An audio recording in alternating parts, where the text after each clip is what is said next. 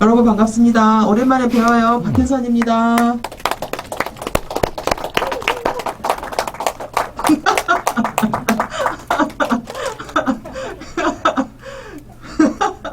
제 팬이에요. 아이고 참. 그래도 만날 때마다 반갑긴 하네요. 그죠? 이럴 때 보지 언제 봐 우리가.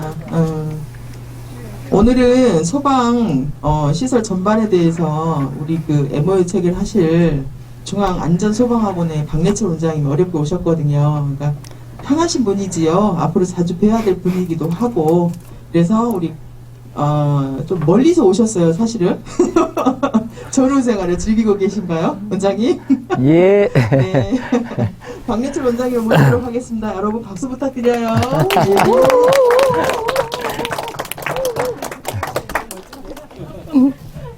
화이팅! 자, 안녕하십니까. 중앙소방학원의 원장 박래철입니다. 제가 이렇게 이 자리에서 강의를 맡을 수 있다는 게 굉장히 영광으로 생각을 합니다. 이번에 못 맡았으면 하마터면 제가 영 강의를 못 맡고 말 뻔했는데 내심 왜 소방 기회를 주지 않나 하고 이렇게 생각을 하고 있었는데요. 역시 회장님께서 또 기회를 주셨습니다. 그래서 감사드리고요. 또 오늘 이렇게 많은 분이 또 특별히 참여를 해 주셔서 또 감사드립니다. 많이 이제 부족하고 하지만 좀 저 소방 안전관리와 관련한 내용 우리가 특히 또 현장에서 근무를 하시다 보면 여러 가지로 또 필요한 내용들이 많고 하니까 좀 숙지를 좀 해주시면 어떨까 생각이 됩니다. 자, 우선 자료도 보시면서 말씀드릴게요. 오늘 시간은 약 40분 정도라고 제가 말씀 듣고 왔는데요.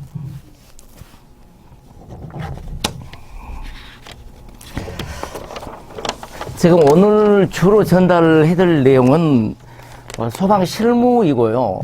실무를 하다 보면 당연히 법규적인 사항과 함께 소방 법규를 또 준수를 하셔야 되고 또 그 내용을 어느 정도 숙지를 하셔야 되기 때문에 법규적인 사항하고 그 다음에 또 아파트에서 소방과 관련되는 어떤 긴급한 또 어떤 당황스러운 그런 상황들이 생기셨을 때 또 어떻게 좀 지혜롭게 대처를 할 수 있느냐 그런 걸 가지고 이제 좀 아주 긴급한 그러니까 아주 중요한 그러한 내용들만 다뤄보도록 하겠습니다.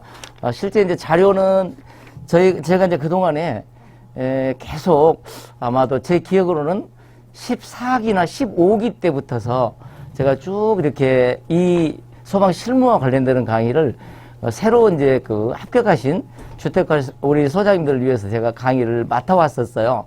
그래서 그때부터 뚝 사용했던 오래된 자료입니다. 근데 법규 내용이 계속 바뀐 것은 내용을 반영을 했고요. 그래서 제 강의 자료로 이렇게 활용하고 있는 자료들이고요. 법규는 최신의 내용까지 다 그대로 반영을 다 해놓았습니다. 업그레이드를 했습니다.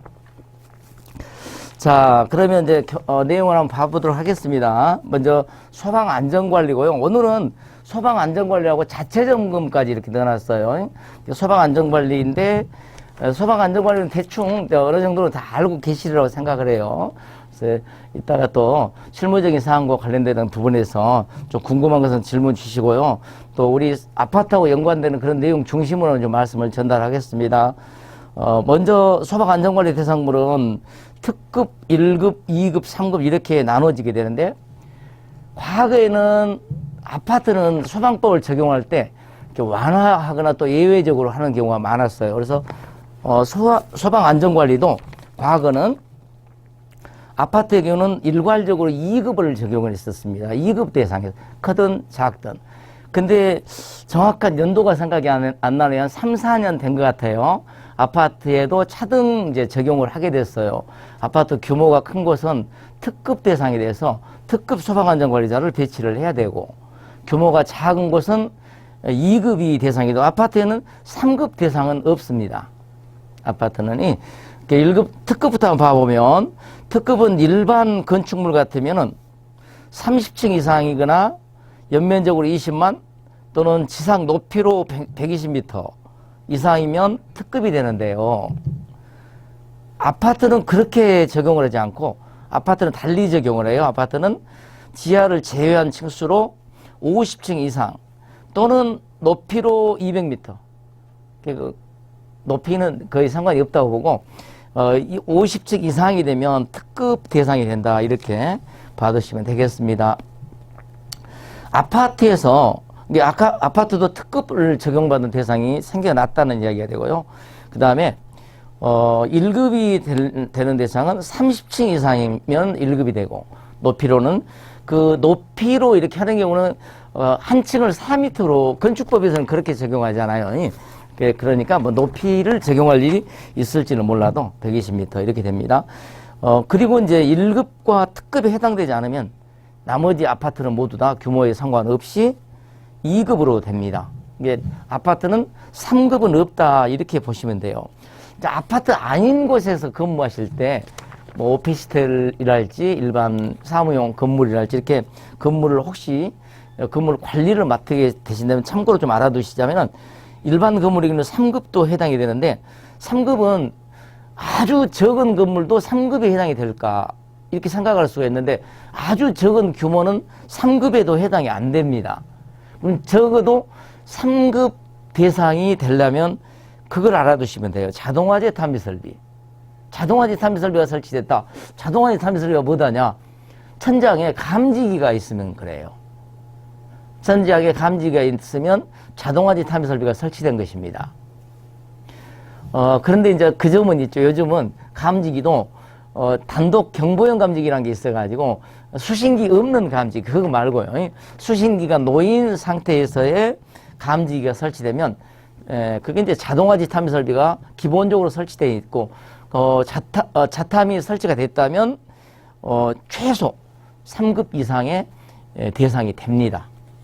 그도 없는 경우는 3급도 아닌 경우예요. 그러니까 자동화재 탐지 설비도 없어.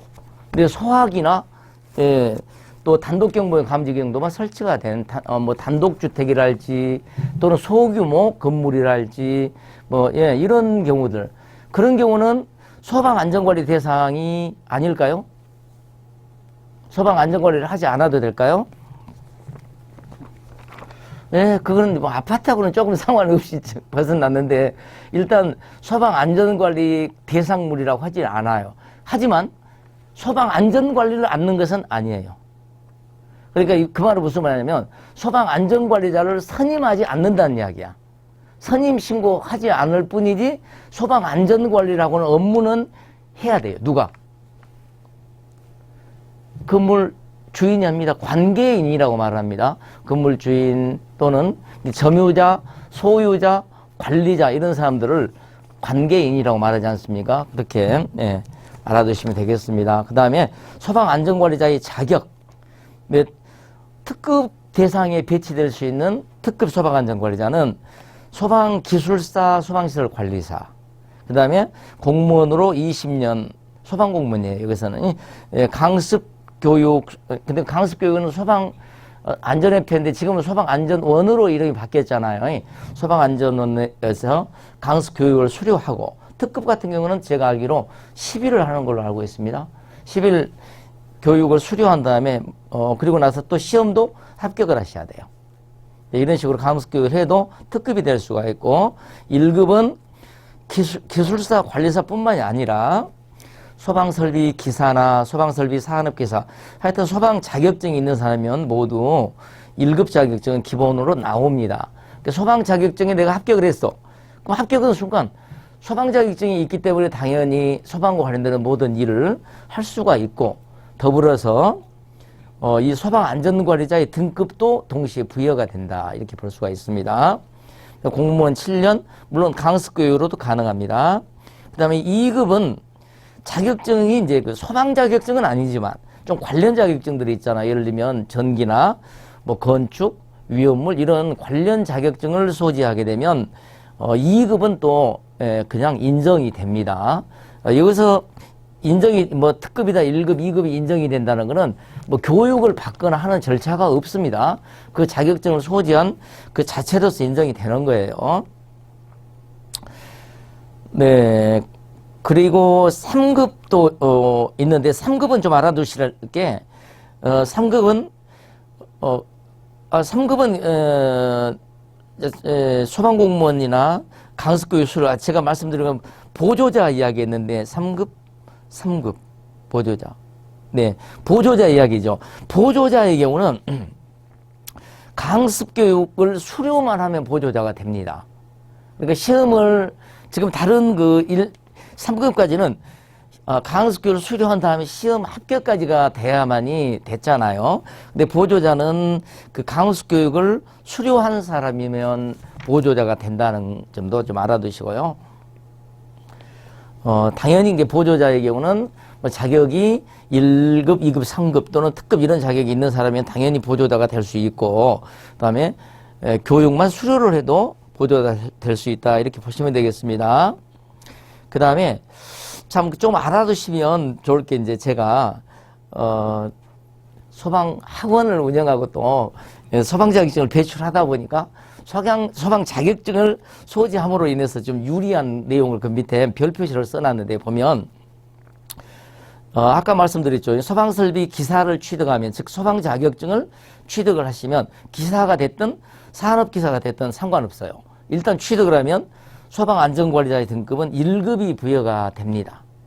그냥 보너스 준다고 아까 말씀드렸죠. 그 다음에 소방자격증을 취득한 다음에 1급 대상에서 5년을 근무를 하신다 하면 경력이 쌓이면 특급이 부여가 돼요. 자, 이런 경우는 당연히 교육을 하거나 시험을 보는 절차가 없이 그 경력에 의해서 등급이 업그레이드가 되는 거예요. 근데 이것을 좀 주의할 점이 그냥 5년이 아니라 1급에서 5년이에요. 1급에서. 네, 그렇게 좀, 네. 혹시라도 소장님들께서 1급 대상에서 이렇게 근무를 하시게 됐어요. 근무를 하시게 됐는데도 또 소방안전관리를 선임을 하지 않는다면은 경력이 나가버리지 않잖아요. 근데 그럴 때는, 네, 같이 소방안전관리를 선임을 하셔가지고, 네, 경력을 좀 만들어 두는 것도 좋은 지혜가 되리라고 생각을 합니다. 지금은 어떻게 적용을 하고 있는지 모르겠는데, 한동안에 좀, 담당 공무원마다 좀 다르게 주장을 하던 적이 있었는데, 무슨 말이냐면요. 한 건물에 소방안전관리자가 이미 선임되어 있어. 근데 내가 또 그게 추가로 선임될 수 있느냐. 즉 말하면 한 건물에 소방안전관리가 2명 또는 3명 될 수가 있느냐 이 말이에요. 될 수 있을까요? 될 수 있어요, 없어요? 상식적으로는. 상식적으로는 될 수가 있지 않나요? 왜냐하면 안전관리자는 내가 소방안전관리를 잘 해보겠다, 책임을 지겠다, 일을 열심히 하겠다 그런 자리니까 해야 되는데, 어떻게 보면 또 행정적으로 업무적으로 이렇게 분산이 될 가능성이 있잖아요. 그런 것들 때문에 또 안 된다고 생각할 수 있어요. 그래서 그동안에는 담당자, 이걸 법적으로 해석이 굉장히 애매하더라고요. 한 명만 둬야 된다는 법조항은 없어요. 선임해야 된다가 돼가지고 그렇게 주장을 하면 2명도 이렇게 인정을 해줬었어요. 지금은 정확하게는 모르겠어요. 결론은 뭐냐면 담당자 좀 재량에 좀 달려있는 것 같아요. 담당자가 그렇게 해서 그러면 법적으로 하여튼 안 된다는 보장은 없습니다. 그래서 우리가 경력을 좀 관리를 하셔야 되겠다. 이런 생각이 드실 때는 한 건물에 이미 뭐 우리 전기과장이 소방안전관리 선임을 하고 있어. 그럼 수당은 당신이 받아 드시고 나도 같이 경력이 좀 필요하다. 이렇게 관리를 하실 때는 그렇게 하시는 것도 괜찮을 것 같아요. 어차피 화면은 잘 안 보이는 거니까 지금 자료 받으셨으니까요. 자, 그 다음에 소방안전관리자는 선임은 사유가 발생하고 30일 이내에 선임을 해야 되고, 선임을 해야 된다. 사람을 구해야 된다는 이야기고, 신고는 그 다음에 또 14일 이내에 하면 됩니다. 소방안전관리자의 업무. 소방안전관리자는 이제 1번부터 6번까지 주어지고, 물론 하나가 더 7번이죠. 기타 소방안전관리에 필요한 업무까지 이렇게 돼 있고, 그 중에 이제 소방계획서의 작성. 제일 중요한 내용이라고 볼 수 있는데요. 이 소방계획서는 꼭 작성을 해 두셔야 돼요. 이것만 하면 사실상 법적인 문제는 거의 다 면하게 됩니다. 소방계획서를 어떻게 만들 것이냐. 우리가 이제 관리사무소에 관리규약 만든 거하고 똑같아요. 관리규약도 우리가 다 지어서 만드는 게 아니라 표준 관리규약이 있어가지고 거기다 이제 뭐 괄호 넣기를 한다랄지 그런 정도로 만들잖아요. 이것도 똑같습니다. 소방계획서가 뭐 하나의 그 뭐 표준 관리규약처럼 그런 게 제공되고 있어요. 법적으로 제공된 건 아니고 소방안전협회 가면 다운로드 받을 수가 있어요. 그걸 받아보시기 바라고요. 저도 제가 예전에는 이걸 받아가지고 뭐 그 다운로드 잘 못하시겠다는 분들한테 제가 보내드리긴 했는데 그럴 필요가 없는 것 같더라고요. 네, 최신의 것이 소방안전원 홈페이지에서 받을 수가 있으니까요. 해보시기 바랍니다. 자, 그리고 이제 그 밖에 이제 자유소방대 구성이나 또 피난시설, 방화구역, 방화시설의 그 3번의 경우는요. 3번은 사실 소방법상 설치가 된 시설들은 아니잖아요. 이게 건축법에 의해서 시설이 된 건데, 이건 좀 만들 때는 건축법에 따라서 만들고 관리는 소방안전관리자가 담당을 합니다. 그 점도 좀 알아두셔야 돼요. 예. 소방시설의 유지관리, 화기 취급 감독, 소방훈련 및 교육. 자, 훈련 대상은 근무자와 거주자예요.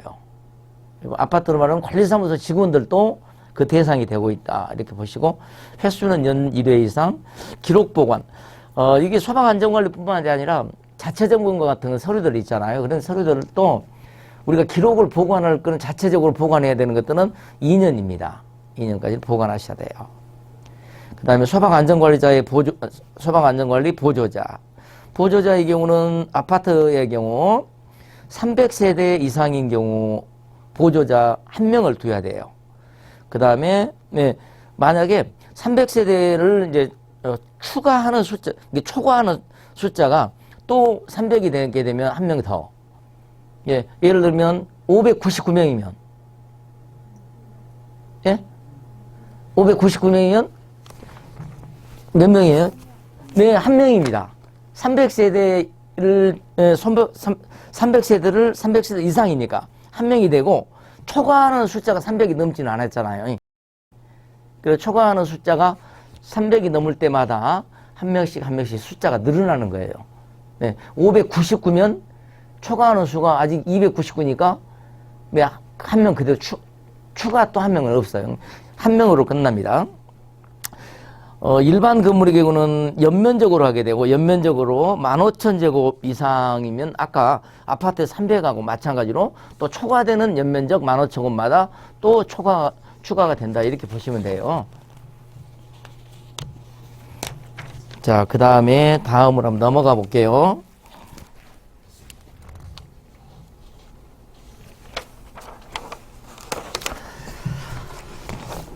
아파트가 전기 안전관리는 대행을 많이 하는데 소방 안전관리 대행도 하는지 잘 모르겠습니다. 제가 아파트에서 근무를 해본 경력이 많지가 않아서 저는 한 3년간 한다고 했는데요. 실제는 그 사이에 노는 기간이 많아가지고 저는 보호를 떼지 못하고 한 2년 정도 하고 1년 더 있으면 보호를 뗄 수가 있습니다. 아파트도 소방안전관리 대행을 줄 수가 있습니다. 근데 그 점에 대해서 좀 알아야 돼요. 근데 전기안전관리자는 대행 주는 건 좀 차이가 좀 있어요. 전기안전관리자는 대행을 주어버리면 끝납니다. 그래서 더 이상 우리가 신경을 쓸 필요가 없어요. 근데 전기안전관리자에게 대행료만, 돈만 제때 잘 주시면 나머지는 아무 문제가 안 되는데, 소방안전관리자는 대행이 좀 알아둘 좀 있어요. 일단, 대행을 할 수 있는 범위가 큰 건물은 대상이 안 돼요. 이게, 큰 건물은 대행을 줄 수가 없습니다. 직접 안전관리 해야 되고, 어느 정도를 말하냐 하면, 원래 1급 대상이 되려면 11층 이상이거나 또는 연면적으로 15,000제곱 이상이거나 이렇게 해당이 되는데, 물론 11층 이상이면서 연면적이 15,000제곱이 이상인 그런 경우도 있겠죠. 그런 큰 건물도 있겠지만은, 여기서는 어떻게 되냐면 11층 이상이면서 연면적은 15,000제곱 미만일 때만 해당이 됩니다. 키는 큰데 날씬한 경우만 대응을 줄 수 있고, 키도 크고 연면적도 크면 대응을 줄 수가 있다 없다? 예? 다시 한번. 예, 아니, 중요한 내용은 아닙니다만, 그래도 일단 이렇게 정리하시면 돼요. 안전관리를 대응을 줄 수 있는 것은 좀 규모가 작은 곳이다. 이렇게 보시고, 특급은 대상이 대여한대요. 특급은 대응을 줄 수 없어요. 1급도 대응을 줄 수가 있기도 없기도 해. 이게 1급 중에서는 1급이 되려면 일단 11층 이상이거나, 그 다음에 15,000제곱 네, 이상이거나, 이 둘 중에 하나에 걸리는데, 그러면 대응을 줄 수 있는 경우는 11층 이상이면서 15,000, 두 가지가 다 충족하면 대응 못 줘요. 대응 못 주고, 11층 이상이지만 연면적은 뭐 10,000밖에 안 된다랄지, 8,000밖에 안 된다랄지, 이렇게 되면 키는 크고 날씬한 경우잖아요. 이 경우는 대응을 줄 수가 있는 경우에 해당이 돼요. 자, 그리고 2급, 3급은 다 해당이 됩니다. 그러니까 아파트의 경우는 2급이 대부분이잖아요. 해당이 되겠습니다. 여기서 또 주의할 점이 뭐냐면요. 대행을 주게 되면 다 끝나는, 그럼 대행을 소방안전관리 업체에 대행을 줬어. 그 대행을 맡을 사람이 누가 맡죠? 그 대행을 맡는 사람은 소방시설관리사가 그 작동 기능 점검도 하고 그런 업체예요. 이게 관리업체라고 말합니다. 소방시설관리업.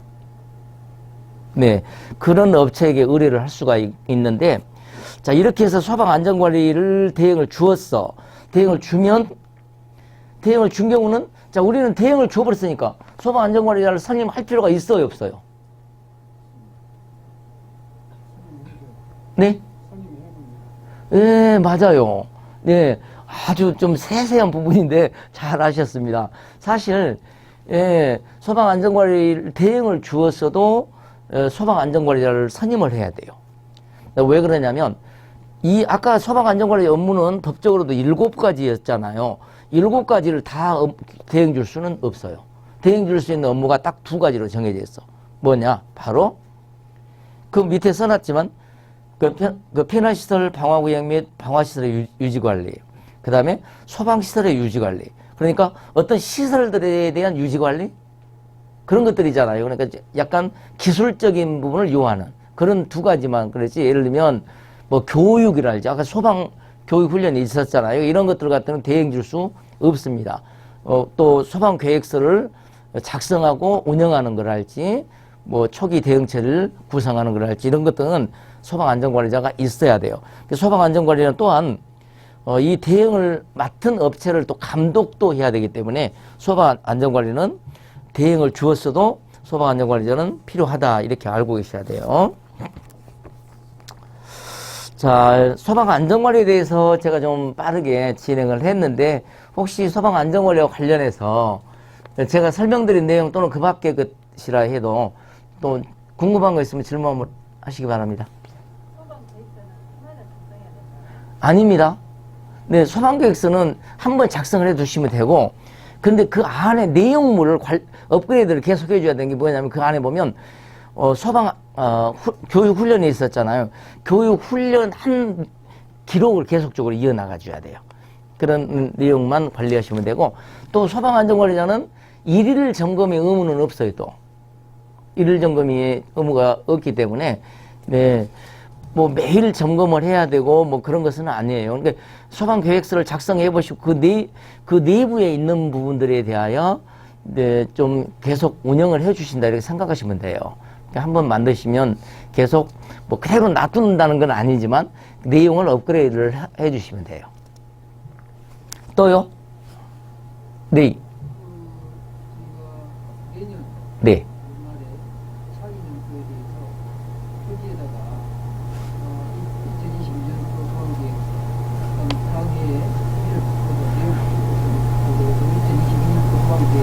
네. 네. 맞습니다. 그러니까 제가 드린 말씀이 비슷한 말씀인데, 업그레이드니까 전체적으로 다시 만드시라는 뜻은 아니고, 네, 표지를 바꾼 정도 하면 되는 걸로 생각이 되는데요. 네. 네네. 그게, 그런가요? 네, 그게, 이것도 2년간 보존이잖아요. 네, 이것도 2년 보존이기 때문에 매년 해가지고 2년 보존을 해야 된다.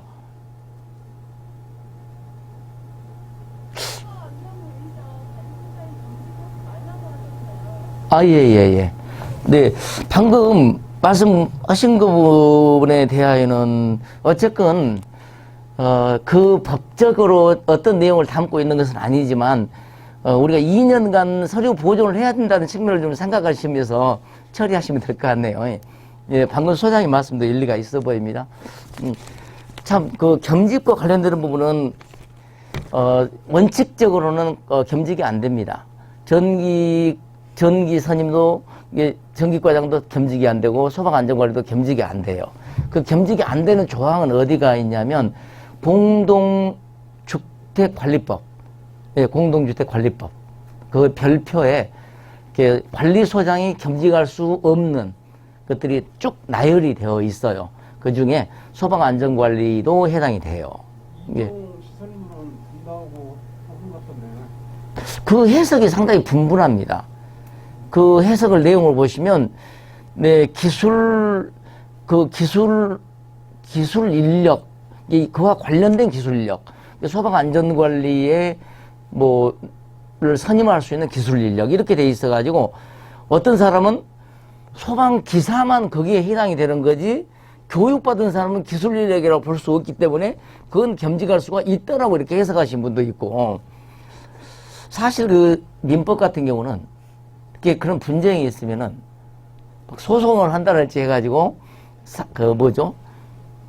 그 판례, 그런 게 남잖아요. 근데 소방에는 그런 게 거의 없어요. 그래서 담당 공무원이 상당히 그 자의적인 그런 해석을 하는 경우가 많고, 또 소방안전관리를 그동안에 계속 소장님들이 겸직을 했어요, 사실. 근데 그게 문제가 된 적은 있었나요? 저는 잘 모르겠습니다. 쪽에서는 네. 그 겸직 관련해서 과태료로 부과된 걸로 알고 있습니다. 현재. 어디에서요? 수도권 쪽에서요. 네, 그래요. 그게 과태료를 부과를 해가지고 진짜 그렇게 됐을까요? 예. 그렇다면 우리도 가능성은 없지 않다는 이야기네요. 근데 언제나 문제는 이제 그 과태료가 문제가 아니고 잘못된 일이 터졌을 때가 이제 문제가 되잖아요. 네. 사실 저도 그동안에는 이제 소장님들하고 그런 대화를 많이 해봤기 때문에 상당히 심지어는 사람이 죽은 사건이 터진 경우들도 있었는데요. 안전관리자를 겸직했다는 것을 가지고 문제가 삼지는 않았더라고요, 그게. 이게 어쨌건 그 법적인 원칙은 소방안전관리자의 겸직이 금지돼 있다라고 알고 계셔야 될 것 같고, 그러나 이제 지금까지는 그게 좀 묵인이 되어 왔다, 이렇게 볼 수가 있는 것 같아요. 넘어갈까요? 네, 제가 시원한 답변을 다 못 드리는 부분들이 좀 많았네요. 그래서 상당히 이게 좀 애매한 구석들이 좀 많죠. 네. 자, 그 다음에 두 번째는 소방 자동차 전용 구역인데, 요거는 뭐 생긴 지가 얼마 안 돼서 여기다 좀 담아봤어요. 몇 년 안 되잖아요. 소방 활동의 원활한 수행을 위하여 소방 자동차 전용 구역을 설치해야 한다. 이 법령이 생긴 지가 한 2, 3년 된 것 같은데요. 100세대 이상인 아파트에는 이걸 설치를 해야 되고요. 자, 예. 그리고 나서 전용구역에 차를 주차하거나 진입을 가로막는 등의 방해 행위를 하여서 아니 된다. 만약에 이걸 위반할 시는 100만 원 이하의 과태료에 처할 수 있다. 이렇게 돼 있는데, 근데 제가 밑에 이제 박스에도 설명을 써놨습니다만은, 사실 이 소방자동차 전용구역이란 게 이전부터 있었지 않나요? 아파트에 보면 노란 줄로 그려지고 있었지 않나요? 네, 있었어요. 근데 그게 좀 달라요. 그게 뭐 어떻게 다르냐 하면, 그건, 유사시설이라고 제가 써놨습니다만, 소방 자동차의 진입로를 확보할 것이라고 되어 있는 건축법에 근거를 하고 있는, 그런 내용이에요. 소방 자동차가 진입할 수 있는 통로를 만들어 두라는 이야기잖아요. 그것하고 소방 자동차 전용구역은 소방자동차를 세워놓고 거기서 사다리를 펼쳐가지고 소방 활동을 할 수 있는 공간이 확보가 된다. 그런 이야기예요. 거기에서 약간 차이가 좀 있어요. 그리고 이 법이 적용되는 것은 소급되지는 않습니다. 소급을 뭐 하는 쪽으로 이렇게 변경을 하겠다는 얘기는 저도 좀 들었는데 일단은 아직까지는 소급 적용 아니에요. 즉 말하면 이 법령이 있기 전에 지어진 아파트는 이것하고는 상관이 없다. 이렇게 보시면 될 것 같아요.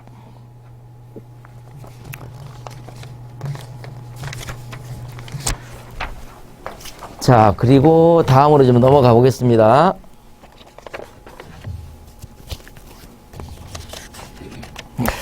또 이제 하나의 또 관심이 많이 있고 아셔야 되는 게 자체 점검이죠. 자체 점검하면 두 가지입니다. 작동 기능 점검과 종합 정밀 점검을 합해서 하는 말이다. 이렇게 생각을 하시면 될 것 같아요. 이제 보통 일반적인 아파트의 경우는 작동 기능 점검도 하고 종합 정밀 점검도 하고 한 데가 지금 대부분이라고 봐야 되겠습니다. 일단 대상도 한번 따져보긴 하겠습니다. 작동 기능 점검은 뭐고 종합 정밀 점검은 뭔지 먼저 그 차이부터 살펴보면 작동 기능 점검은 말 그대로 소방시설들의 작동 상태만 점검을 하는 겁니다. 작동 상태만. 저 감지기가 정상적으로 작동하는지 보는 거예요. 예, 뭐 감지기만 그러는 게 아니라 모든 것들을 다 작동이 정상적인지 고장나 있는 것은 아닌지 이걸 점검을 하는 겁니다. 그래서 그걸 통해서 뭘 처벌하거나 그러겠다는 건 아니에요. 그게 이제 고장이 나 있는 것을 결과표를 소방서장한테 보내게 되고 또 소방서장은 그것을 보수할 수 있도록 이렇게 또 명령을 내리고 이렇게 이런 순서로 되거든요. 그게 이제 작동 기능 점검인데 종합 정밀 점검은 또 조금 얘기가 달라요. 종합 정밀 점검은 작동 기능 점검을 포함하고 당연히 작동 상태를 확인하고 거기다가 그 법적 기준 그러니까 법적 기준은 소방시설법하고 화재안전 기준인데요. 이게 법적인 기준을 충족하고 있는지 그러니까 예를 들면 이 방에는 이 넓이나 이렇게 비추었을 때 감지기가 뭐 2개가 설치가 된다 이렇게 이제 예를 들면 해볼까요? 근데 어느 날 인테리어 공사를 하다가 감지기 하나가 천장속으로 들어가 버렸어. 그래도 작동 기능 점검에서는 그걸 지적한다 안 한다? 근데 작동 기능 점검에서는 그것을 지적하지 않습니다. 근데 눈에 보이는 것에 작동 상태만 봐요. 그런데 종합 정밀 점검의 경우는 이건 우리 법적 기준에 감지기 한 개가 몇 제곱미터당 하나씩 설치가 돼야 되니까 이 방에는 2개가 들어가야 돼 맞다고 지적을 나오게 되는 거예요. 그 차이가 있습니다. 그러니까 작동만 보는지 작동과 법적 기준까지를 함께 보는지 그 차이가 있겠죠. 그게 이제 종합 정밀 점검입니다. 그 다음에 대상 한번 살펴보면요. 작동 기능 점검의 경우는 모든 대상이라고 볼 수가 있어요. 하여튼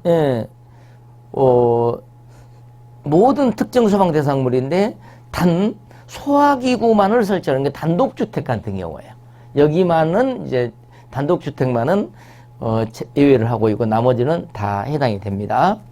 그 다음에 종합 대상이 되는 걸 좀 살펴보셔야 되는데 이거 계속 최근 몇 년 동안에 계속 바뀌어 왔어요.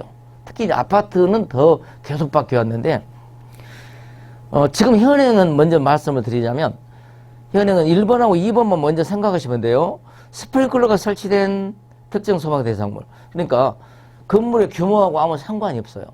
스프링클러가 설치된 곳이면 종합 정밀 점검의 대상이 됩니다. 네. 그리고 스프링클러가 설치되어 있지 않은 경우도 물 분무 등 소화 설비가 설치된 경우는 물 분무 등 소화 설비가 설치되고 거기에 연면적이 5,000제곱 이상인 대상이면 종합 대상이 됩니다. 여기서 물 분무 등 소화 설비는 여러 가지를 이야기하는데요. 물 분무 소화 설비뿐만이 아니라 가스계, 가스계면 이산화탄소랄지 할로겐 화물이랄지 뭐 청정이랄지 거기다가 포소화 설비까지도 해당이 됩니다. 이런 것들을 여러 가지를 묶어서 그냥 물분무 등소화 설비라고 합니다.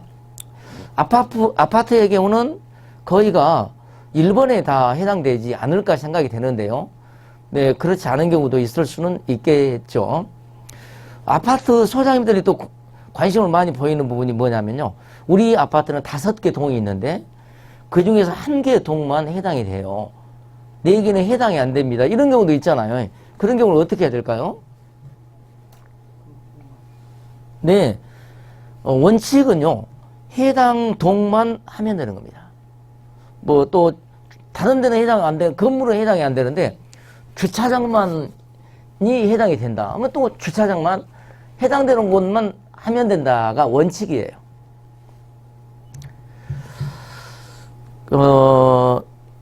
그런데 이제 이 점은 또 있습니다. 주차장에가 스프링클러가 설치가 됐어. 그런데 이제 그러니까 주차장만이 대상이 되는 경우잖아요.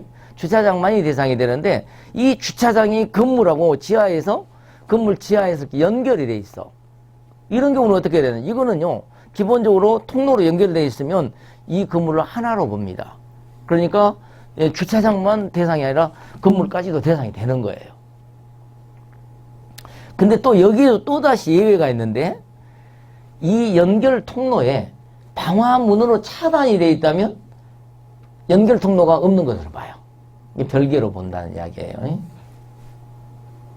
좀 그런 경우들이 좀 애매한 경우들이 있잖아요. 사실 저도 늘 이런 애매한 상황에 놓이게 되면은 소방 담당 관할 소방서에 전화를 해서 확인해 보는 게 제일 좋을 것 같아요. 애매한 상황들이 상당히 많습니다. 횟수는 작동기능점검 1회, 연일회, 종합정밀점검 연일회예요. 만약에 이제 우리 아파트가 종합정밀점검 대상이다. 그 말은 종합정밀점검만 한다는 게 아니에요. 당연히 작동점검하고 종합정밀도 하는 대상이 되는 겁니다. 그리고 규모가 매우 큰 대상은 30층 이상입니다. 30층 이상의 대상이 되면은 그러한 대상이고는 작동기능점검 한 번, 종합정밀점검 한 번이 아니라 2번 다 종합정밀. 그러니까 예를 들면 봄에도 작동을 받는 게 아니라 종합을 받고 가을에도 종합을 받고 1년에 2차례 종합을 받는 셈이 됩니다. 그거는 작동은 받지 않겠죠. 그러니까 규모가 큰 대상, 특급 대상이라고 흔히 말합니다만 30층 이상이 됩니다. 자, 그리고 그 시기를 보면요. 이게 시기가 좀 까다롭게 됐는데, 그게 종합정밀점검까지 받는 그런 대상이 대부분이니까, 거기부터 먼저 설명을 먼저 드릴게요. 자, 우리 아파트는 작동도 받고 종합도 받아야 되는 대상입니다, 지금. 그러면 뭘 먼저 생각하셔야 되냐면, 중요한 것을 먼저 생각하셔야 돼요. 중요한 게 지금 종합이잖아요. 종합이 언제 하냐면, 사용 승인이 그 건물이 1993년도 3월 달에 지어졌다. 사용 승인이 나왔다. 하면 사용 승인이 속한 달에 하셔야 됩니다. 그러니까 3월 달에, 3월 말 이전에 하시면 되는 거예요. 원칙적으로는 2월 달에 해도 될까요? 3월 이전이니까. 네, 원칙적으로는 2월 달에 해도 됩니다. 근데 소방서에서 담당 공무원들이 굉장히 그걸 싫어한답니다. 그래가지고 그 일을 진행하는 소방시설 관리사는 2월 달에 했더라도 서류 점검 결과 보고서는 3월 달에 가지고 갑시다. 이렇게 하는데 원칙은 일단은 2월 달에 해도 된다는 거예요. 법적으로는. 그건 소방관들도 인정을 하고 있습니다. 이렇게 해서 사용 승인에 속하는 달에 종합을 했잖아요. 그리고 나서 6개월이 지난 다음에 작동 기능 점검을 하시면 됩니다. 그러니까 종합도 해야 되고 작동도 해야 되는 경우 기본적으로 사용 승인이 속하는 그 달에 그 달 말까지 종합정비를 먼저 하시고 그리고 6개월이 지난 다음에 작동 기능 점검을 하시면 됩니다. 네, 점검을 할 수 있는 사람은 작동 기능 점검 같은 경우는 관계인 소방안전관리자, 소방시설 관리업자가 다 가능하고, 근데 종합정밀점검의 경우는 소방시설 관리업자가 하거나 아니면 소방안전관리자로 기술사나 관리사 같은 사람이 소방안전관리자로 선임이 되어 있다면 그건 그 사람이 할 수도 있겠습니다. 근데 사실상 지금 현재 보면 작동이 됐든 종합이 됐든 모두가 다 관리사한테 맡긴다고 보시면 돼요. 이게 그 작동이나 종합을 임의로 하기는 참 곤란하게 되어 있는 것이 하는 것 자체보다도 그 법정 장비라는 게 있죠. 점검을 위한 법정 장비를 사용해서 점검을 하도록 하고 있다. 근데 그 법정 장비를 쓰지도 않고 법정 장비를 썼다고 이렇게 뭐 거짓말을 하거나 그런 식의 점검이 될 수밖에 없는 가능성이 많아요. 그래서 대부분 다, 네, 소방시설 관리업자, 소방시설 관리사한테 이것을 맡기는 것이, 예, 뭐 일반적이고 무난한 방법이라고 볼 수가 있겠습니다. 그리고 보고서의 제출, 이제 이게 했으면 결과 보고서가 나오겠죠. 뭐가 작동하지 않으면 작동 불량 뭐 이런 식으로는 결과 보고서가 나오면 이 결과 보고서는 7일 이내에 소방서에 제출을 하게 됩니다. 한동안은 이게 30일이었었죠. 이게 바뀐 지가 또 얼마 안 됐습니다. 이게 또 작년에 바뀐 것 같은데요. 7일로 바뀌었어요, 이게. 네. 그리고 이 또한 또 자체 그 보관을 해야 되는데 이 결과서를 2년간 자체 보관합니다. 자체 보관하면 2년입니다. 자, 이번에는 작동 기능 점검하고 종합 정밀 점검에 대해서 알아봤어요. 혹시 그와 관련해서 또 궁금한 거 있으면 말씀 한번 해보실까요? 너무 설명을 완벽하게 잘해버렸습니까? 자화자찬이 심했네요. 네, 혹시라도 그런 거 애매한 상황이 있을 때는 소방서하고 의논을 해보신 것도 좋고 또 공부를 위한 것이라면 또 저하고도 저한테도 카톡이나 전화로 이렇게 연락 주시면 언제든지 아는 범위 안에서는 안내를 해드리겠습니다. 자, 이제 시간이 꽤 이제 경과를 하고 있습니다. 그래서 지루해질 수가 있으니까 이제 거의 마지막 하나만 남았습니다. 마지막 하나가 아파트 소방 설비 관련 응급조치입니다.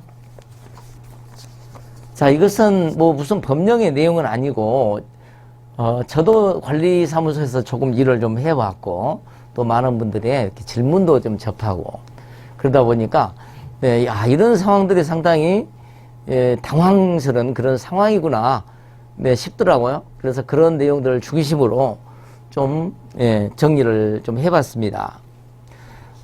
가장 좀 많이 문제가 되는 게 경종이 막 울리는 경우잖아요. 이게 자동화재 탐지 설비가 오작동해 가지고 불도 나지도 않았는데 경종이 막 울리는 경우. 또 어떤 경우가 있냐면 더 당황스러운 일이겠지만은 자주 많지는 않죠. 스프링클러가 터져 가지고 물이 쏟아지면서 사이렌도 동시에 울리게 됩니다. 스프링클러 터질 때는 또 사이렌이 울리잖아요.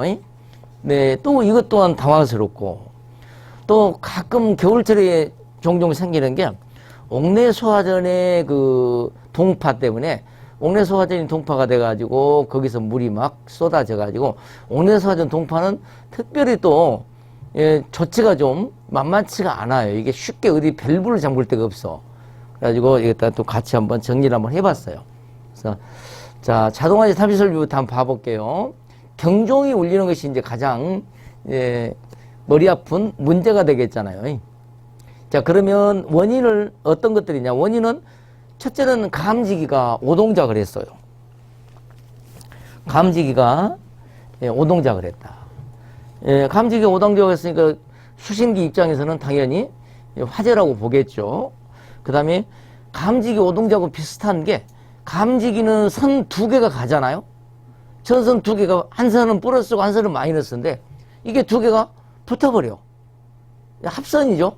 합선이 나면 결국은 수신기 입장에서는 감지기가 붙은 거나 똑같은 위치죠. 이 수신기 입장에서는 감지기가 붙어서 신호가 들어왔는지 선이 붙어서 신호가 들어왔는지 몰라요. 수신기에서는 어떤 경우도 이것을 화재로 봅니다. 자, 그 다음에 수신기 자체의 고장. 감지기 회로로부터서 신호가 들어온 것도 아닌데, 네, 수신기에서는 신호가 들어왔다라고 오해하는 경우가 있을 수가 있잖아요. 네, 바로 자체의 고장입니다. 자, 응급조치 한번 생각 한번 해볼게요. 일단 응급조치는 당연히, 네, P형하고 좀 R형을 구분해 보겠는데요. 시스템이 이제 수신기가 P형인 경우는, 일단 소리를 멈춰줘야 되니까, 이게 오동작이라는 건 확인을 했어요. 일단 울리면 현장을 확인하거나 해가지고 정말 불이 났는지부터 먼저 따져봐야 되겠죠. 근데 이제 불이 난 것이 아니야. 이건 그러면 오동작입니다. 오동작이라고 알았으면, 자, 이때는 소리를 멈춰줘야 되겠는데, 주경종 정지, 지구경종 정지, 이 두 개 버튼을 각각 눌러주면 됩니다. 네, 평상시 수신기에, 네, 이 두 개 버튼의 위치를 좀 알아두고 계셔야 되겠죠. 네, 경비원 아저씨들에게도 이야기를 좀 하셔야 되겠고. 그 다음에, R형도 마찬가지예요. R형도, 네, R형의 경우는 경종이라는 말보다는 주음향 이런 말로 많이 써져 있는데, 주음향 정지 버튼. 특히 이 R형은요, 제조사가 좀 P형은 제조사가 다양해도 위치가 거의 좀 비슷비슷하거든요. 근데 R형은 상당히 좀 차이들이 있어요. 그러니까 R형의 경우는 주음향 정지 버튼의 위치, 그 다음에 지구음향 정지 버튼의 위치 좀 알아둘 필요가 있습니다. 평상시에 알고 표시를 해놨다가 눌러주시면 되고, P형은 누르면 바로 정지를 되죠. 근데 R형 같은 경우는, 뭐 시분할이라는 거예요. 신호를 전달하는 과정에서 5초면 5초, 3초면 3초 과정으로 간격으로 그걸 체크를 하게 됩니다. 그러니까 누르고 나서 몇 초 후에 멈춘다. 이렇게 생각하시면 돼요. 자, 그 다음에 이제 가장 당황스러운 것은 응급조치를 한다고 했는데 안 되버려. 그렇잖아요? 네, 나는 평상시에 이거 누르면 잘 멈춘다라고 알고 있었는데 지구 음향을 눌렀어요. 또는 주 음향 정지를 눌렀어. 네, 그러면 멈춰야 되는데 안 멈춰버렸을 때가 제일로 당황. 세상에는 언제나 이렇게 고장이 나는 경우들도 있을 수 있잖아요. 버튼이 잘못되어 버렸구나. 버튼 안쪽에서 뭐가 잘못되어 버렸구나. 이런 경우들도 얼마든지 있을 수가 있겠잖아요. 네. 자, 이런 경우들은 어떻게 되면 될까? 최종 조치니까. 네, 그런 경우는 결국은 두 가지를 생각할 수가 있습니다. 그 경종 자체를 뭐 선을 잘라주는 수밖에 더 있겠습니까? 선을 자르는, 조금 더 머리를 쓴다면, 네, 선 자르는 것보다는 선을 잘라도 이게 24V이기 때문에 센 전압이 아니에요. 24V는 우리가 손으로 직접 이렇게 만져도 잘 느낌을 느끼기가 어려워요. 저 같은 사람들은 무뎌서 그런지 몰라요. 아예 느낌이 없어요. 그러니까, 실제 그 전기 설비 기준에서도 30V 미만의 경우는 접지를 할 필요가 없죠. 약전이라고 하고 사람에게 위험하지 않다는 이야기입니다. 그래서 소방의 경우는 특히나 이와 같이 신호를, 화재가 났다는 걸 알려주면 되는 것이지, 센 전기가 들어갈 필요는 없기 때문에 그렇습니다. 그 다음에 경종선을 자르는 것보다 조금 지혜로운 방법인데, 수신기에서 전원을 꺼주는 방법입니다. 자, 자동화재 탐지설비의 모든 것들은, 여기서 모든 것들은 감지기나 발신기나 소리를 내는 경종이나 이런 것들이잖아요. 이 모든 것들은 그 뿌리가 어디에서 나가요? 그 뿌리가 수신기에서 나갑니다. 15층에 있는 벨이 울릴 때도 15층의 전기를 갖다 쓰는 것이 아니라, 네, 1층 뭐 경비실에 있는 수신반으로부터 선이 나간다는 이야기예요. 그렇기 때문에, 네, 원천적으로 수신반에서 전기를 오프를 시켜버리게 되면 모든 것은 다 꺼지게 됩니다. 근데 문제가 되는 거는 또 오프를 시켜봤어요. 뭐 콘센트가 있으면 콘센트를 뽑아본다 할지, 예를 들면 수신기 내부에는 문을 열고 나면 스위치가 있습니다. 스위치를 꺼도 됩니다. 이렇게 끄면 되는데, 이렇게 끄면 소리가 바로 멈추던가요? 안 해보셨다고요? 네. 이걸 끈다 해도 멈추지가 않습니다. 왜 그럴까요? 제가 방금 말씀드린 스위치는 상용 전원입니다. 근데 모든 소방용 전기 장치들은 반드시 예비 전원, 비상 전원이라 해도 좋습니다. 같은 말입니다. 근데 예비 전원을 가지고 있어요. 그러니까 배터리가 있다는 이야기예요. 배터리가 몇십 분 쓸 기본적인 배터리 용량은 아예 들어 있어요. 네, 그러니까 네, 상용 전원을 오프시킨 것만 가지고는 되지가 않는다, 이렇게 보시면 돼요. 언제나 네, 예비 전원도 같이 오프를 하셨는데, 예비 전원은 배터리니까 배터리를 분리시켜야 돼요. 잭을 뽑아서 분리를 시키는 방법. 네. 자, 그렇게 되면 뭐 이거는 뭐 예외가 없겠죠. 전기를 꺼버렸으니 더 이상의 뭐 어떤 예외가 있을 수가 없겠습니다. 마지막 응급 조치다, 최종 조치다, 이렇게 생각하시기 바랍니다. 자, 그리고 R형 수신기도 마찬가지예요. R형 수신기도. 네. 수신기, R형의 경우는 조금 얘기가 좀 다른 게, R형은 전원이 수신기에서 모든 전기가 다 나가는 것은 아니에요. R형은 각 동마다, 각 동 지하에 가면 R형 중계기용 전원반이 별도로 있습니다. 그 전원을 이용하고 있어요. R형의 지구경종의 경우는 각 동 지하에 있는 전원이 별도로 있다. R형의 경우는 전기로 컨트롤을 끌려고 마음을 먹었다 하면 수신기의 전원을 오프시킨 것과 함께 해당되는 동 지하에 가면 중계기용 전원 판넬이 있습니다.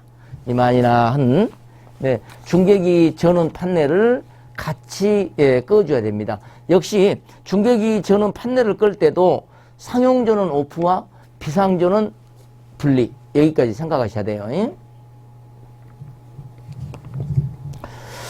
자, 그 다음에요. 참, 제가 그 홀딩 기능 하나 써놨는데, 홀딩 기능은 뭐냐면요, 복구 버튼을 누르게 되면 그러니까 예를 들면 음향 정지 버튼을 눌러놨더라도 복구를 시켜버리게 되면 다시 처음 상태로 돌아가 버립니다. 이게 또 올려버릴 수가 있다는 이야기예요.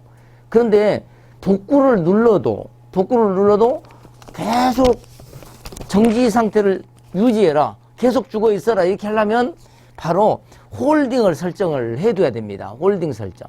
특별한 일 없으면 기본값으로 홀딩 되어 있어요. 만약에 이게 풀려 있다면 네, 그런 경우가 발생할 수가 있습니다. 그러니까 눌러도 안 꺼지고, 아니 누른다고 눌렀는데 또다시 또 그런 일이 생기더라, 이럴 때는 꼭 확인을 해볼 필요가 있겠죠. 홀딩이라는 거. 자, 그 다음에 이번에는 이제 스프링클러 쪽으로 한번 가볼까요? 스프링클러는 이제 당연히 물하고 사이렌, 이걸 생각을 하셔야 되겠습니다. 네. 일반적인 경우라면은 물 쏟아지면서 동시에 사이렌이 울리게 되어 있어요. 동시에 울리게 되나 꼭 그런 것만은 아니에요. 이건 이제 고장이 나가지고 뭐 합선에 의해서 그랬다든지 오동작에 의해서 그런 경우는 물은 안 쏟아지는데 사이렌은 뭐 울릴 수도 있겠죠. 근데 그나마 물이 쏟아질 때 사이렌 울린다는 것은 정상적으로 그 동작이라도 지금 정상적으로 되고 있는 거예요. 예를 들어서 물이 쏟아지는 거는 꼭 불이 났을 때만 쏟아지는 게 아니라 헤드, 스프링클러 헤드가 지금 천장에 놓여 있잖아요. 저 헤드까지 오는 과정에서 폐관이 터져도 네, 어떤 뭐 동파나 어떤 파손에서 터진다 해도 헤드가 터진 거하고 똑같은 효과입니다. 똑같은 효과로 네, 물이 분출하고, 물이 분출하면은 물이 지나갔을 뿐인데 이걸 전기적으로 알아냅니다. 전기적으로 무슨 장치가 있어가지고 그러죠?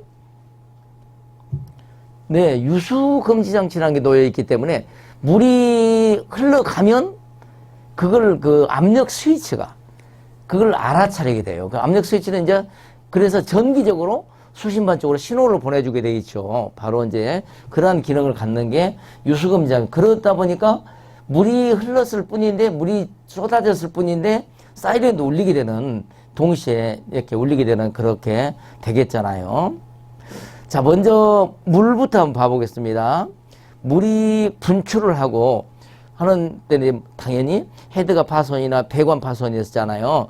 자, 이때 응급조치는 좀 다른데 기본적으로는 유수금지 장치에 가서 조치를 하셔야 돼요. 유수금지 장치에 가면 배관에 물을 잠궈버릴 수 있는 밸브가 놓여 있습니다. 근데 그 유수금지 장치는 좀 포괄적으로 한 말이고 이 유수금지 장치가 습식 스프링클러 같은 경우는 알람 밸브라고 써져 있는 경우가 많아요. 습식의 그 유수금지 장치는 알람 밸브라고도 하거든요. 그 다음에 준비작동식의 유수금지 장치는 프리액션 밸브라고도 말을 합니다. 네, 그러니까 뭐 이것도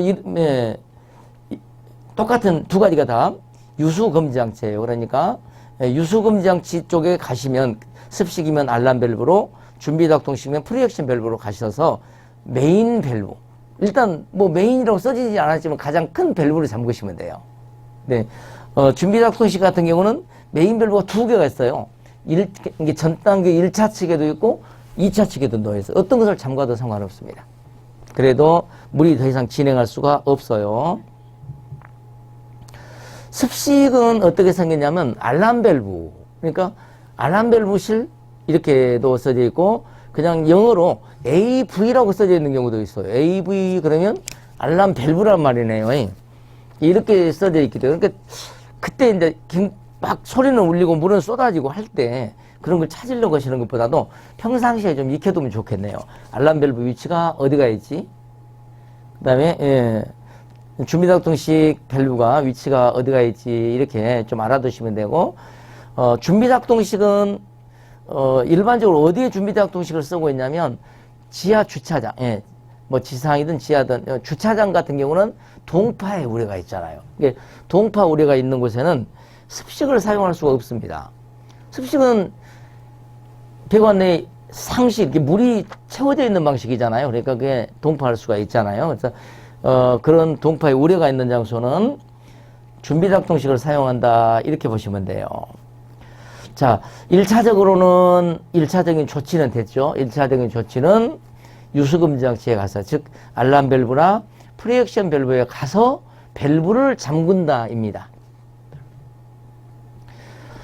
자, 밸브를 잠그면 소리도 자동으로 꺼질까요?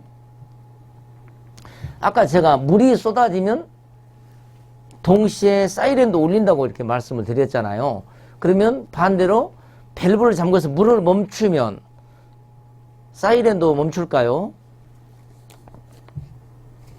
그렇진 않아요. 이건 하나의 뭘 생각하시면 감지기를 생각하면 되고요. 이렇게 화재 감지기를 생각하면 화재 감지기가 연기 감지기를 이었다고 쳐보겠습니다. 연기 감지기가 내가 담배를 한 모금 폈더니 연기 감지기가 작동을 해서 붙었어요.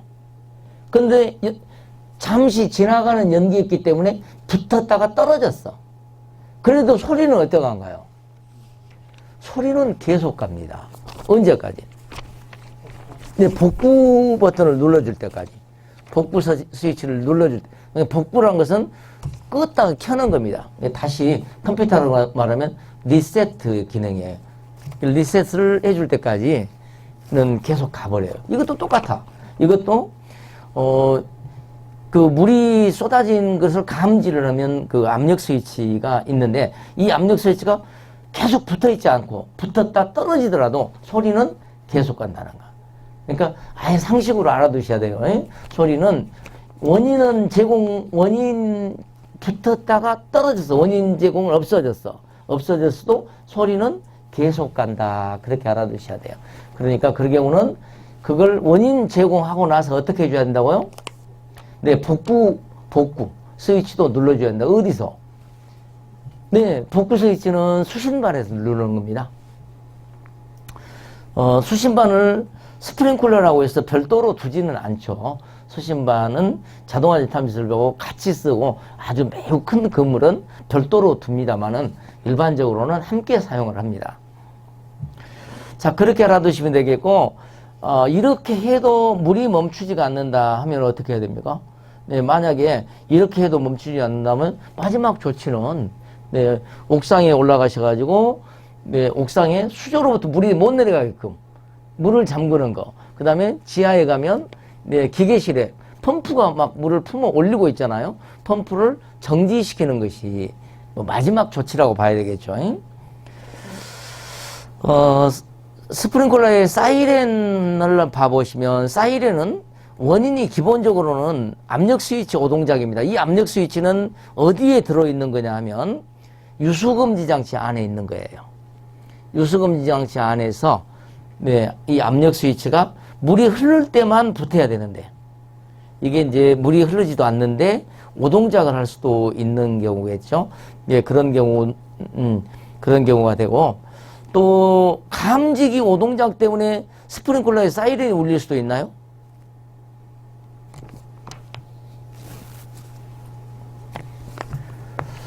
감지기 오동작 때문에도 울릴 수가 있습니다. 스프링클러는 습식은 감지기하고는 아무 상관이 없습니다.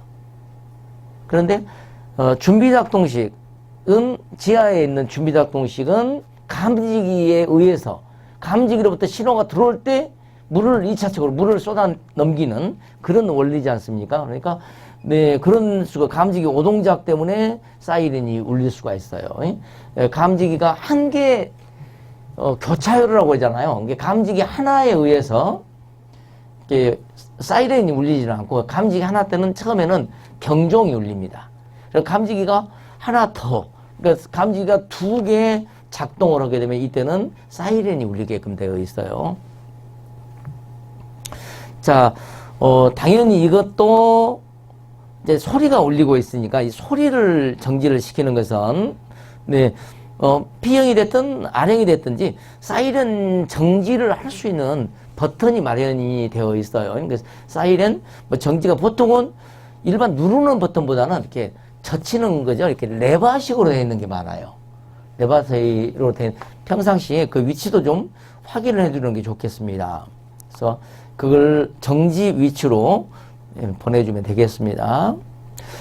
그리고 이제 만약에 레바를 젖혔는데도 소리가 안 멈춰본다. 이거 뭐 레바에 고장이 난 거잖아요, 지금이. 네, 그랬다면은 그런 경우는 어쩔 수가 없죠. 이것도 경종처럼 사이렌을 잘라내는 수밖에 없겠죠. 네, 그리고 네, 전기를 원천적으로 전기 자체를 오프시키는 방법도 하나의 방법이 됩니다. 자, 전기를 오프시킬 때는 네, P형의 경우는 수신반에서 상용전원과 비상전원을 오프시키면 됩니다. 그러나 R형의 경우는 조금 복잡해요. R형은 그런 것 이외에, 그러니까 수신반에서 꺼주는 것 이외에도 어디 가서 꺼야 된다겠죠? 각 해당되는 동의 지하에 가면 네, 중계기 전원 판넬이 있습니다. 거기에서도 같이 꺼줘야 돼요. R형은 해당 동에서도 전원이 공급이 된다를 같이 알아두셔야 돼요. 자, 그 다음에 이제 거의 다 왔습니다. 옥내소화전입니다. 옥내소화전은 물이 분출. 이건 이제 보통 맨 마지막 부분이 꼭 수도꼭지처럼 되어 있는 맨 마지막이 그 앵글밸브라고 하지 않습니까? 그 호수를 연결할 수 있는 그 앵글밸브 부분이 동파되는 경우가 많아요. 거기가 추운 날은 거기가 동파가 되면서 뿡 빠져나와 버려. 앵글밸브 자체가. 네, 그러면 그게 40mm짜리거든요. 네, 우리 이 가정용은 15mm나 20mm 배관을 쓰는 것에 비해서 40mm면 굉장히 굵고 또 압력이 옥내소화전이 최소 분출 압력이 방사 압력이 얼마죠? 옥내소화전 방사 압력이 주택거리에서 하실 때 아, 그러셨는가? 0.17 메가파스칼. 맞죠? 예, 기억이 나셨네, 이제. 0.17 메가파스칼이라면 꽤 셉니다. 이게 물기둥 높이 17m 거꾸로 쏘아 올리면 하늘 높이로 17m 쏘아 올라갈 만큼, 물론 예, 현실은 약간 그만큼 못 갑니다만은 17m 높이를 올릴 수 있는 거면은 건물 몇 층까지 올라갑니까? 한 5층까지는 좋게 올라갈 것 같지 않습니까? 꽤 센 압력이에요. 그것도 15mm, 20mm도 아니고, 네, 40mm짜리에서 그렇게 생긴다면 상당히 사람 몸 6탄으로 막을 수는 거의 없을 거예요, 아마. 네. 그래서 이제 조치를 하셔야 되는데, 어쨌건 그 원인은 앵글밸브 동파, 그 다음에 배관이 또 깨져버리거나, 물론 동파가 원인일 수도 있고, 다른 원인일 수도 있겠죠. 예. 자, 이거는, 사실, 스프링클러는 유수금지 장치에 가서 밸브를 잠그는 것을 말씀을 드렸는데, 옥내소화제는 밸브가 없습니다. 옥내소화제는 전 단계에 밸브가 없어요.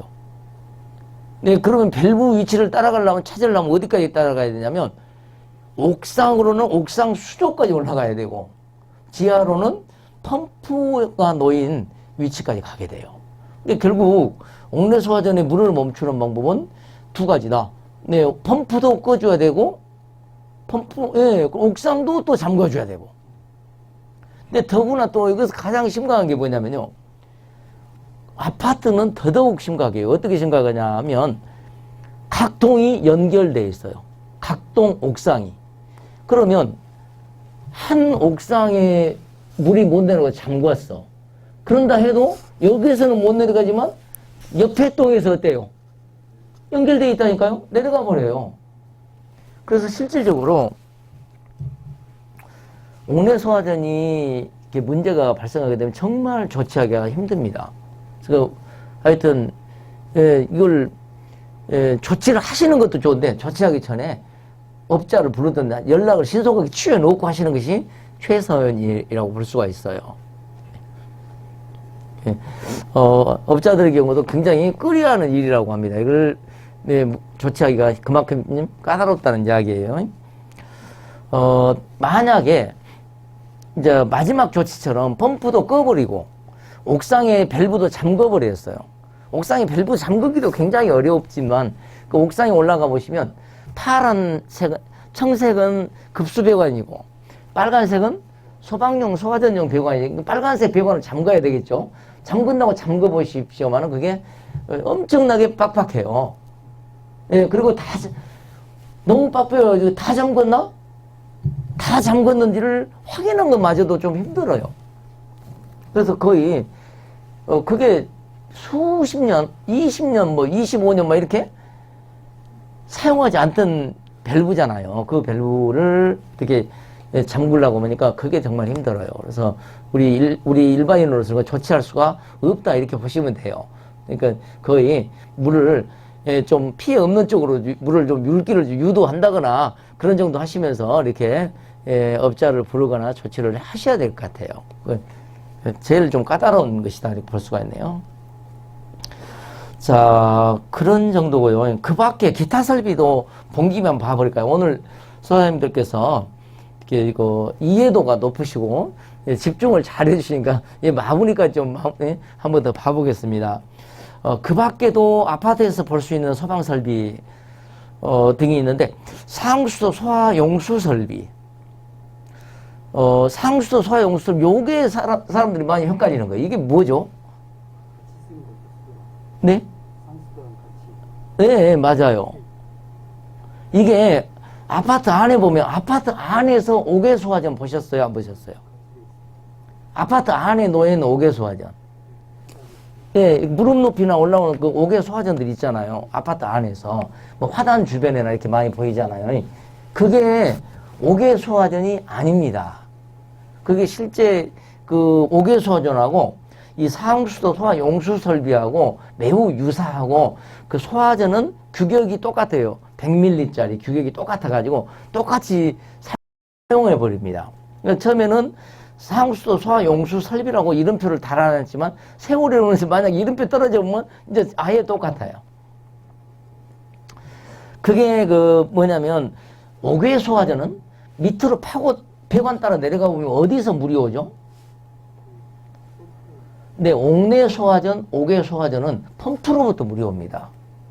펌프나 옥상 수조로부터 물이 와요. 그런데 이거는 상수도 소화용수 설비는 따라 내려가면 어디서 물이 온다? 메인 수도 배관에서 와요. 그 메인 배관 100mm, 150mm 굵은 거 있잖아요. 우리 저수조로 들어가는 라인. 뭐 경비실 앞을 지나가고 저수조로 이렇게 가는 그 굵은 라인 있지 않습니까? 그 라인을 거기 라인과 연결되어 있어요. 수도관이에요, 이거는. 네. 그러니 그러니까 아파트에는 우리 아파트는 옥외 소화전이 있다. 없습니다. 대한민국에는 대한민국 아파트에는 옥외 소화전이 설치된 아파트가 없어요. 그러니까 전부 다 옥외 소화전처럼 생겼지만 옥외 소화전이 아니고 뭐다고요? 네, 상수도 소화 용수 설비예요. 네, 실제 택배 아저씨가 이렇게 후진하다가 그걸 쳐버렸어.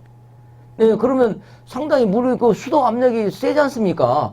그게 막 쏟아져, 막 불수처럼 날라오고. 네, 그래가지고 허겁지겁 기계실 달려가고 옥상 달려가봐야 답이 나와요? 안 된다는 이야기예요.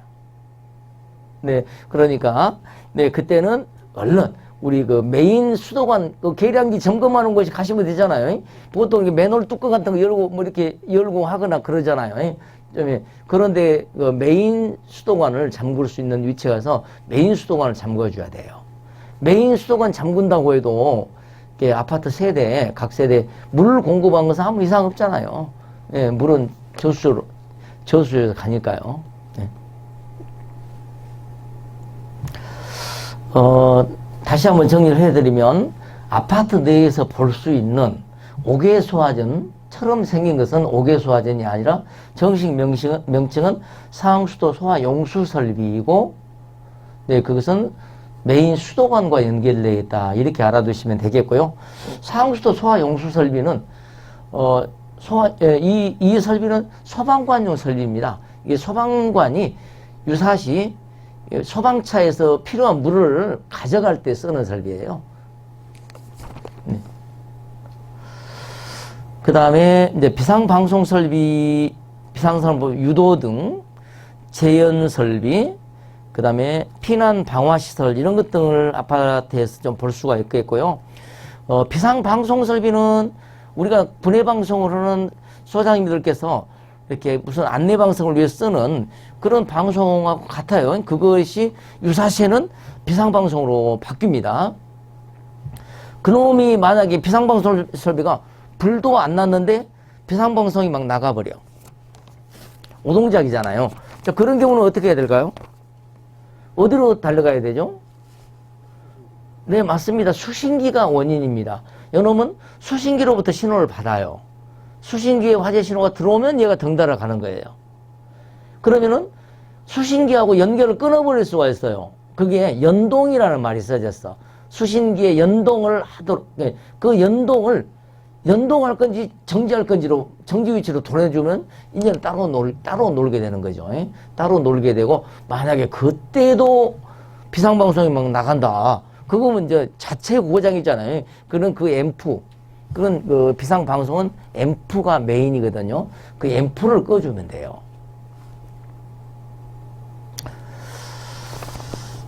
자, 그 다음에 마지막 기타 설비라고 되어 있는 것들은 주로 큰 소리로 경종이 울린다기보다도 뭐 부저 정도가 울리는 것들이 많은데, 그런 것들은 어떤 것들이냐 하면 지하 저수조나 옥상 수조 이런 이게 저수위, 이게 물이 너무 낮아지면 저절로 채워져야 되는데 그러지를 못했다는 이야기죠.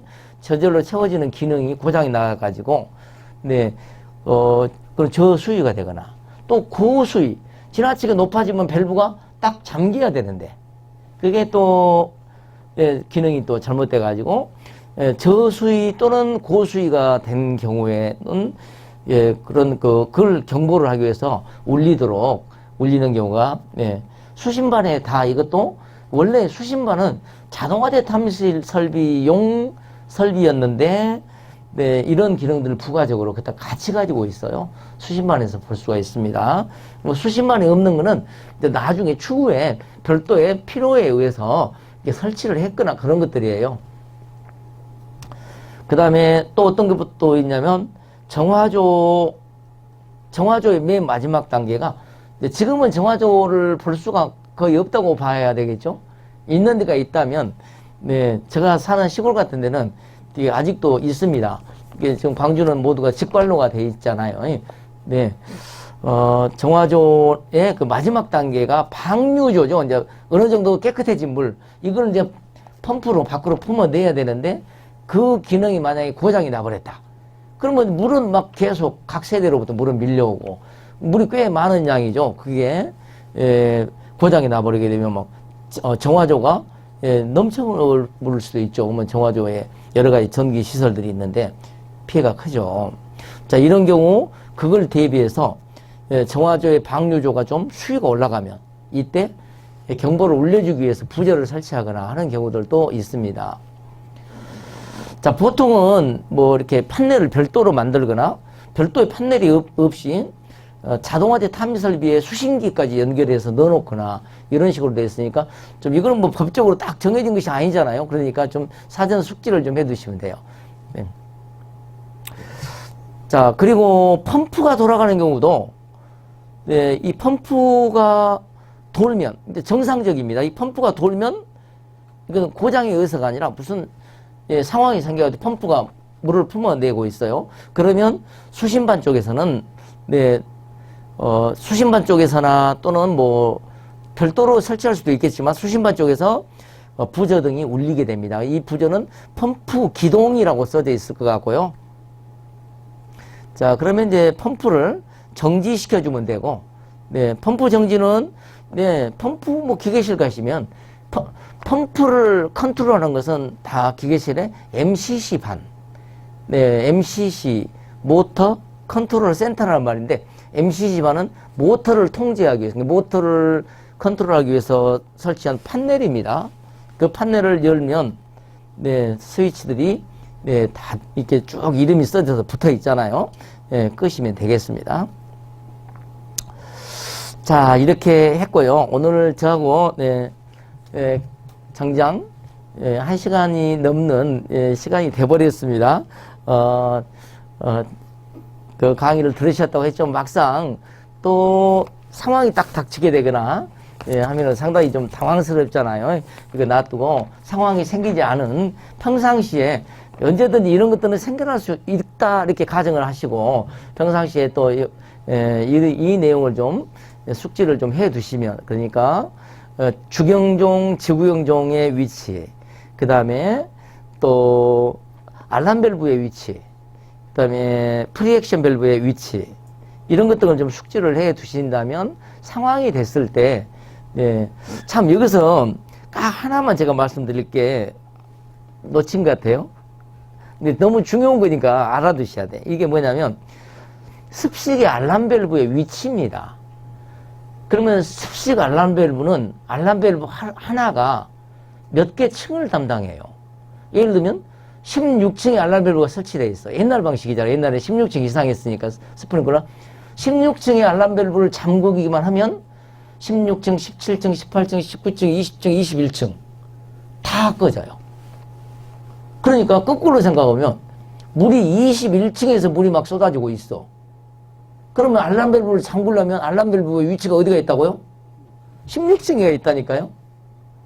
그러니까 21층에서만 찾아가면 답이 안 나온다는 이야기. 그러니까 알람 밸브 위치를 알아두셔야 돼. 거꾸로 된 데도 있어. 어떻게 되냐면 21층에가 알람 밸브가 있어요.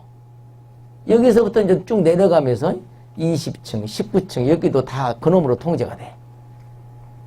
그러니까 거기에서 그 구간에서 물이 막 쏟아지고 난리가 날 때는 그 알람 밸브로 쫓아가야 돼. 그 층이 아니니까 그런 경우가 있잖아요. 자, 방금 말씀드린 경우는 그래도 양호한 경우예요. 더 고약한 경우도 있어. 어떤 경우가 있냐면 아파트가 1문, 2문 막 108, 100 막 이렇게 된 경우가 있잖아요. 3문, 4문 옆으로 된 경우. 이거는 16층에 알람밸브가 설치되더라도 16층에 알람밸브가 설치돼 있어. 그러니까 요놈을 잠그면 옆으로가 다 죽어. 1, 2, 3, 4 이렇게. 옆으로가 죽는 거예요. 그러면 또 17 대신에 알람밸브는 1문, 2문, 3문, 4문이 있지만 어느 그 중에 한 문만 있겠죠, 이제. 뭐 보통 가운데 쪽에 있어요. 2문이나 3문 쪽에 있어.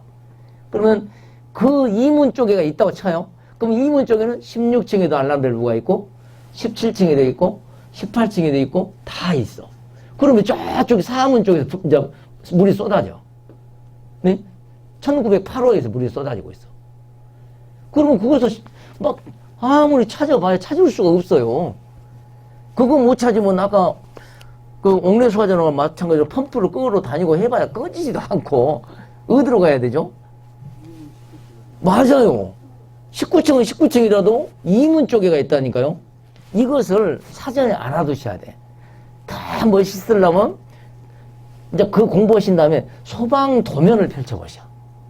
소방도면은 뭐는 소방도면 몇 장 안 돼요.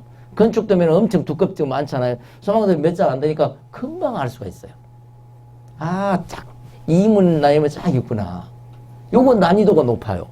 네, 실제 거기가 무슨 울림동에 있던가요? 무동 거기서 그거 제가 그때 금호 베스트벨에서 근무를 할 때 이야기인데 그때 제가 소방에 한참 관심이 많아가지고 한참 공부하면서 옆에 그 무동 그 단지에 저하고 나이가 동갑인 동기생이 거기서 일을 하고 있어서 그 여자였는데 여자 소장이었는데 제가 좀 공부도 했다고 좀 자랑도 삼아서 자네 알람벨 위치가 어디가 있는지 알아? 그래서 이렇게 해가지고 그랬더니 그날 보니까 거기가 딱 그런 방식이에요. 제일로 까다로운 방식.